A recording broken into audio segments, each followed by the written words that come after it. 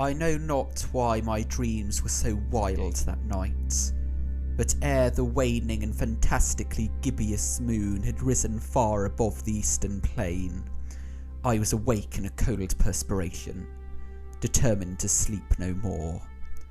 Such visions as I had experienced were too much for me to endure again, and in the glow of the moon I saw how unwise I had been to travel by day. Without the glare of the parching sun, my journey would have cost me less energy. Indeed, I now felt quite able to perform the ascent which had deterred me at sunset. Picking up my pack, I started for the crest of the eminence. I have said that the unbroken monotony of the rolling plain was a source of vague horror to me, but I think my horror was greater when I gained the summit of the mound and looked down the other side into an immeasurable pit or canyon, whose black recesses the moon had not yet soared high enough to illumine. I felt myself on the edge of the world, peering over the rim into a fathomless chaos of eternal night. Through my terror ran curious reminiscences of Paradise Lost and Satan's hideous climb through the unfashioned realms of darkness. As the moon climbed higher in the sky, I began to see that the slopes of the valley were not quite so perpendicular as I had imagined. Ledges and outcroppings of rock afforded fairly easy footholds for a descent, whilst after a drop of a few hundred feet, the declivity became very gradual. Urged on by an impulse which I cannot definitely analyse, I scrambled with difficulty down the rocks and stood on the gentler slope beneath, gazing into the Stygian deeps where no light had yet penetrated. All at once my attention was captured by a vast and singular object on the opposite slope, which rose steeply about 100 yards ahead of me. An object that gleamed whitely in the newly bestowed rays of the ascending moon. That it was merely a gigantic piece of stone I soon assured myself, but I was conscious of a distinct impression that its contour and position were not altogether the work of nature. A closer scrutiny filled me with sensations I cannot express, for despite its enormous magnitude, and its position in an abyss which had yawned at the bottom of the sea since the world was young, I perceived beyond a doubt that the strange object was a well-shaped monolith, whose massive bulk had known the workmanship, and perhaps the worship, of living and thinking creatures.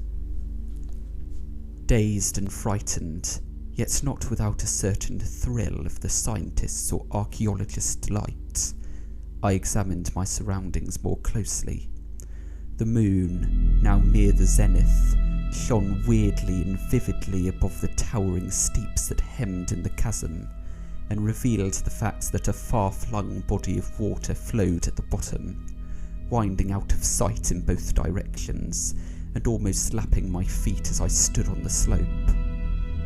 Across the chasm, the wavelets washed the base of the Cyclopean monolith, on whose surface I could now trace both inscriptions and crude sculptures. The writing was in a system of hieroglyphics unknown to me, and unlike anything I had ever seen in books, consisting for the most part of conventionalized aquatic symbols, such as fishes, eels, octopi, crustaceans, mollusks, whales and the like. Several characters obviously represented marine things which are unknown to the modern world, but whose decomposing forms I had observed on the ocean-risen plain. It was the pictorial carving, however, that did most to hold me spellbound. Plainly visible across the intervening water on account of their enormous size was an array of bas-reliefs whose subjects would have excited the envy of a Doré. I think that these things were supposed to depict men, at least a certain sort of men, though the creatures were shown disporting like fishes in the waters of some marine grotto, or paying homage at some monolithic shrine which appeared to be under the waves as well. Of their faces and forms I dare not speak in detail, for the mere remembrance makes me grow faint. Grotesque beyond the imagination of a Poe or a Bulwer, they were damnably human in general outline, despite webbed hands and feet, shockingly wide and flabby lips, glassy, bulging eyes, and other features less pleasant to recall. Curiously enough, they seem to have been chiseled badly out of proportion with their scenic background, for one of the creatures was shown in the act of killing a whale represented as but little larger than himself. I remarked, as I say, their grotesqueness and strange size, but in a moment decided that they were merely the imaginary gods of some primitive fishing or seafaring tribe. Some tribe whose last descendant had perished eras before the first ancestor of the Piltdown or Neanderthal man was born.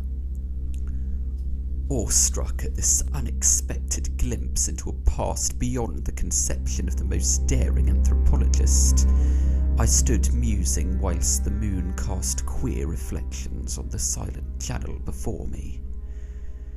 Then suddenly I saw it. With only a slight churning to mark its rise to the surface, the thing slid into view above the dark waters. Vast, polyphemus-like and loathsome, it darted like a stupendous monster of nightmares to the monolith, about which it flung its gigantic scaly arms, the while it bowed its hideous head and gave vent to certain measured sounds. I think I went mad then.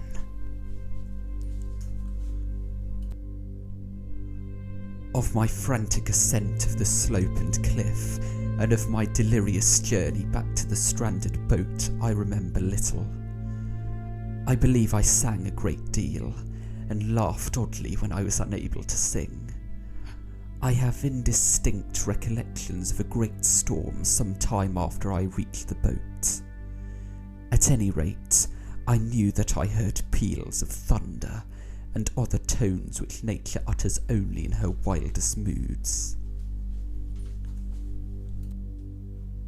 When I came out of the shadows, I was in a San Francisco hospital, brought thither by the captain of the American ship which had picked up my boat in mid-ocean.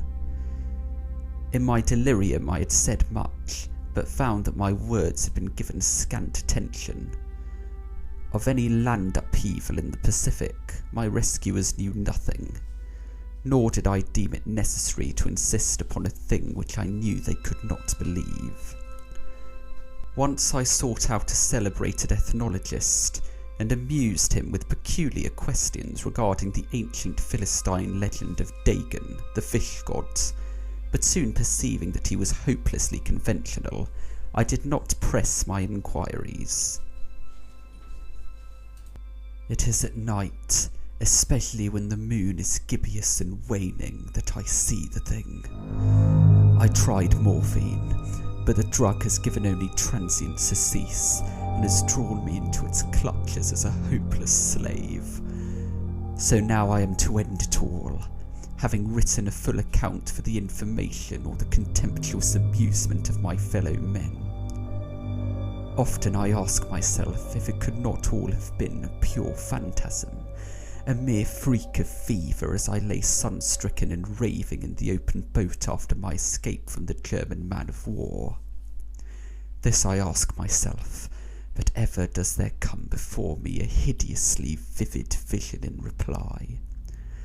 I cannot think of the deep sea without shuddering at the nameless things that may at this very moment be crawling and floundering on its slimy beds, worshipping their ancient stone idols and carving their own detestable likenesses on submarine obelisks of water-soaked granite.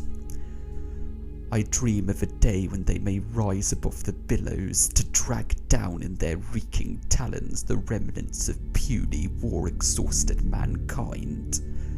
of a day when the land shall sink, and the dark ocean floor shall ascend amidst universal pandemonium.